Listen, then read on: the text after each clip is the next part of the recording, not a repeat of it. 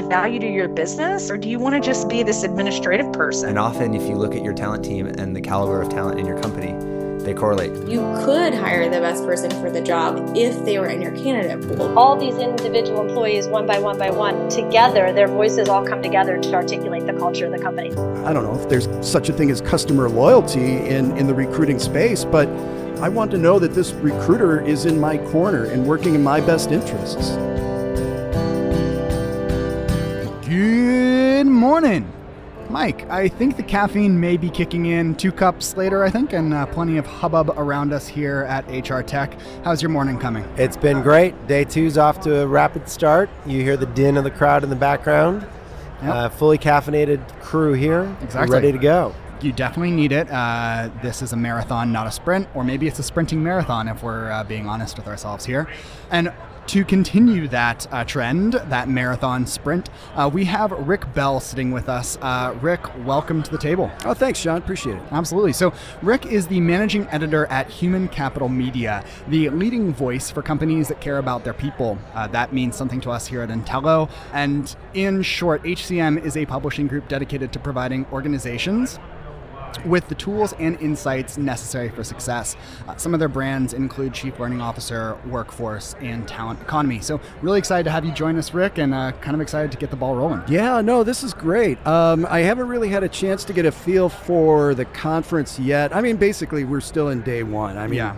So I'm really eager to get out there and get to a couple sessions and walk the floor and see what's going on in Vegas. Yeah, I know. There always seems to be not a shortage, I guess, of things to look at, people to talk to. It's amazing. How you've been to several of these shows we were just chatting at before. How have you seen the HR Tech show change in the time you've been attending? Oh man, well, I want to say that really the first HR Tech conference that I went to was kind of a recruiting conference. It was the OnRec conference in Chicago. That was probably 2008. And at that time we were still looking at the big 3 job boards, Yeah. So I mean, yeah, it's kind of interesting how they've evolved. Monster is still around, Career Builder is still around, and both have big booths here. Both have big booths here, yeah. And so we've seen that evolution, and yeah, I mean, now it's definitely a bigger technology piece, and I think what we're seeing too is more of a consumerization, if that's really a word. Especially around recruiting and staffing. How have you seen, that's an interesting thread you're touching on, I'd love to pull on a little bit. You talked about back then, job boards were still big. How have you sort of seen the talent acquisition space shift maybe from job boards and active candidates applying for jobs to, now with the, labor market at historically low unemployment rates, a big shift has gone towards outbound recruiting of passive candidates to fill your candidate pipelines. What have you seen change there? Well, obviously the job boards became obsolete in their past form. I think because they felt they felt everybody else had to come to them. Right. But now what you're seeing is recruiting companies going and companies in general are going out to the employees. So that's probably been, I don't know, kind of like the overarching shift that I've seen. What do you think some of the causes of that have been? I mean, what are the drivers that have caused that change to happen? We blame a lot of stuff on the recession. You go back to 2008, 2009, it was just a huge shift in how people searched for jobs. And you had so many more people looking for jobs. Then as the economy got better and better, it changed. And I think that as you've seen with the benefits space, there's been this huge technology explosion. And I think the same thing has happened in recruiting. Yep. You think about it, it wasn't that long ago that recruiting was basically a phone and a Rolodex. Right. I seriously, I mean, 15, 20 years ago? Yep. There was some technology involved, but now everything that HR touches really is technology based. And so actually one thing, we always ask about what have you seen change in the space, right? I guess what have you seen stay constant as well as far as what makes recruiting, such a exciting field to work in and for recruiters today? Exciting is probably the key word there. It's always, to me, been sort of this wild west of the HR space. So you think about HR, there's so much that's involved with compliance, whether it's your legal department, whether it's your benefits team, whether it's compensation, but and staffing to an extent. But I think with recruiting, you've always had this sort of kind of maverick sort of mentality, and yes, there are recs and you got to hit these numbers, and I think we've seen it a bit with RPO, recruiting process outsourcing, that so much recruiting has been outsourced. So it's like, what are you keeping in-house to do your recruiting? Do you include onboarding in your recruiting? So there's always been those constant questions and those issues of what constitutes recruiting within an organization. So can you speak to that?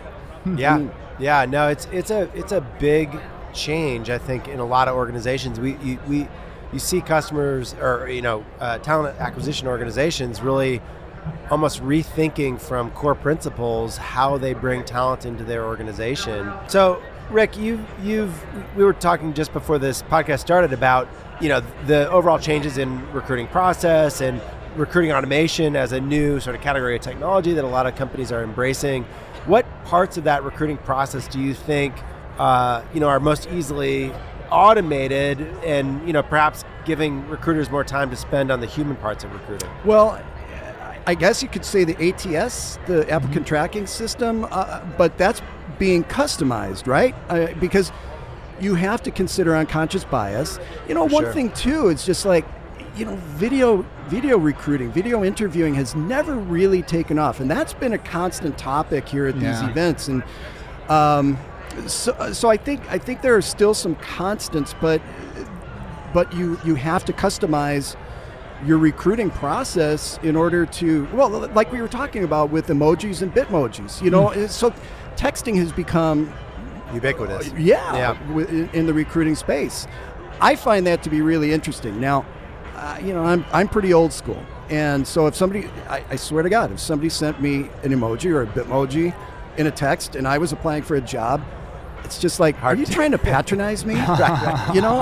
And that's just me. But for my 4 kids, that would be radically different. They would probably appreciate that. Yeah. I think texting, specifically for me, I think texting makes a ton of sense for later stage conversations. Once you've already had that initial chat. Not as good for initiating I would be a front end, right? Yeah. I consider I am a millennial, I guess. It is interesting though. You hear, I've heard this mentioned about certain roles in recruiting. That the example that I heard a healthcare company mention is nurses. They're aggressively trying to hire nurses and recruiting nurses.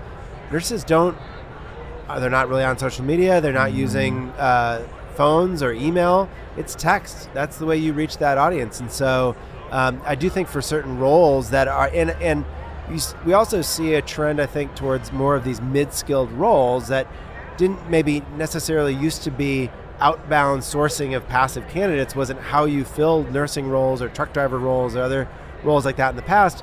Now you do, because you're not getting enough inbound candidates, back to our earlier point about job boards and things like that. Right.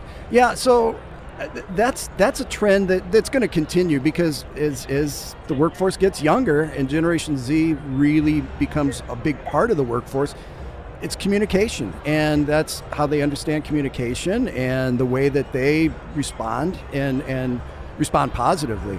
So I think recruiters will have to keep up with these types of trends, but also understanding that you still got a large percent of your workforce that's in the boomer era. Yep. So and will boomers respond to it? I don't know. Possibly. Well, it's a big part of the candidate experience too, as you say, Sean. Once the dialogue gets going, one of the most important things you can do for that candidate experience is just keep the person up to date on the process. Yeah. And text is a great mechanism for just updating people on where they stand in the interview process. Yeah, I think going around all this, it's like there are so many different facets you need to focus on. You have to be aware of the audience that you're reaching out to. You need to be aware of the specific position or seniority level, like we were talking about nurses, Mike. And so I think for me, what I'm most excited about is how do you keep all of that organized? How do you as a recruiter make sure that you are reaching out to the right person at the right time, but also with the right messaging, also on the right platform, also to make sure all of that is organized and synchronized amongst the rest of your team. There has to be some way of doing that effectively. Are there any kind of vendors or perhaps processes that you've seen that have helped recruiters stay organized in recent years? Boy, that's a really good question. I'm sure that the organizations and the companies are out there. For me, and I was telling this to Mike earlier, when somebody wants to do a demo for me, it's like, okay, I'll watch it, but because I'm not in the space and I don't live in that world, it's hard for me to sort of grasp and say, I mean, it sounds good, but it's like, I don't know if it's effective. So really, what is the effective method? I still think it's personal communication. It's being able to be comfortable with who's recruiting me, and it's kind of like, I don't know if there's such a thing as customer loyalty in the recruiting space, but I want to know that this recruiter is in my corner and working in my best interests. Yeah. On the organization question, I think a lot of recruiters would admit they just keep it in a spreadsheet. Yep. And that is probably the status quo for most. That's kind of old school, but that's fine. Yeah. I mean, I think that is absolutely where you see the majority of people living, and yet I think that where it's going to get to is this recognition that, okay, the more transparency you have in process, the more fluid you'll be able to be, and the more communicative you'll be able to be to your candidates, to your recruiters, to your internal customers, which might be your hiring managers or VPs, et cetera. So, Rick, last question for me. What you're taking in a bunch of information today. Presumably thinking about what you're going to write on. What kind of trends do you see kind of emerging here at HR Tech? Again, going back to the consumerization, I think organizations, especially the big ones, are realizing that we have to be able to service our customers better, because there are so many options out there. Yes, there's been a lot of consolidation in the HR technology space, but you're finding some of these smaller organizations are more than happy to provide a higher level of service. And I'm not going to start naming companies because Right. I mean, I think we know who they are. The larger, the big behemoths of the HR technology space. Are you going to get that customized service if you're a company with 400 to 1,000 employees? So I think consumerization, because we deal with that, so make it easier. Yeah. So it's like we deal with it through everything we do, basically. Whether it's your phone or whatever, it's just like you want that you want that service, that level of service. Well, this has been phenomenal. Folks, if you're listening and if you want to learn more about what Rick does, what he covers, you can go to humancapitalmedia.com or follow Rick on Twitter, which is @RickBell123. That is pretty simple, huh? Yeah, I like that. Way simpler than I think some other people, including myself. Mainly just because my last name is impossible to pronounce. I always chew on it. But with that being said, this has been a pleasure. Rick, thanks so much for joining us. You bet. Rick, great talking to you. Excellent.